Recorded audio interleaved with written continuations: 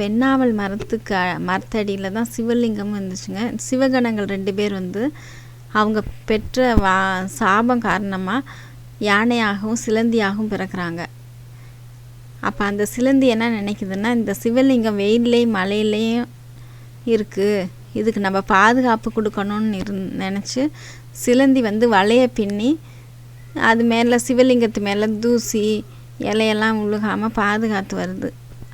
அப்புறம் யானை வந்து என்ன பண்ணுதுன்னா, தினமும் சிவனை வந்து வணங்குறதுக்காக காவேரி ஆற்றுலேருந்து தண்ணி கொண்டு வந்து தண்ணியும் பூவும் எடுத்துகிட்டு வருதுங்க. வந்து அந்த சிலந்தி வலையெல்லாம் பிச்சுட்டு தண்ணி ஊற்றி அபிஷேகம் பண்ணி பூவெல்லாம் வைக்கிது யானை.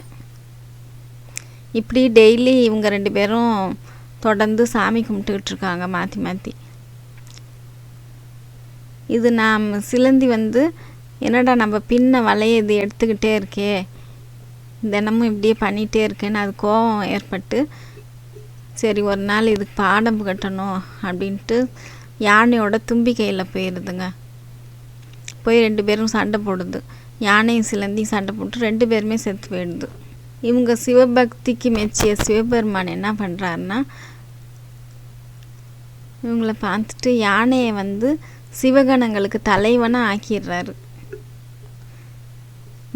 சிலந்தி வந்து மறுபிறவியில் கோச்செங்கோட் சோழன்கிற அரசனாக பிறந்துருது.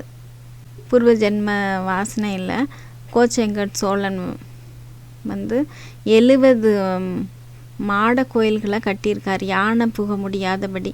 அதில் முதல்ல கட்டின கோயில் வந்து இந்த திருவானைக்கோவில் தான். அகிலாண்டேஸ்வரி அன்னை காதில் போட்டிருக்க காதணியோட பேர் வந்து தாடகங்கள்னு பேருங்க. இது வந்து பார்த்தாலே எல்லாருக்கும் கஷ்டங்கள்லாம் போக்கக்கூடியது. இது என்னன்னு பார்த்தீங்கன்னா, முன்னாடி காலத்தில் அம்பாள் வந்து ரொம்ப உக்கிரமாக ஒரு உருவத்தோடு தான் இருந்திருக்காங்க. இது பக்தர்கள்லாம் பயந்துட்டுருக்கவும் ஆதிசங்கரர் வந்து இந்த சக்கர ரூபமாக இருக்கிற காதணிகளை செஞ்சு அம்பாளோட உக்கிரத்தெல்லாம் தணிக்கிறாரு. மேலும் அவங்களோட உக்கிரத்தை தணிக்கிறதுக்காக இப்போ வந்து அம்மா வந்து ரொம்ப கோபமாக இருந்தால் பிள்ளைங்களை பார்த்தா அப்படியே அமைதியாகிடுவாங்க. அதனால் அன்னைக்கு முன்னாடி பிள்ளையாரையும் அவங்களோட பின்புறத்தில் முருகனையும் பிரதிஷ்டை செய்கிறாங்க.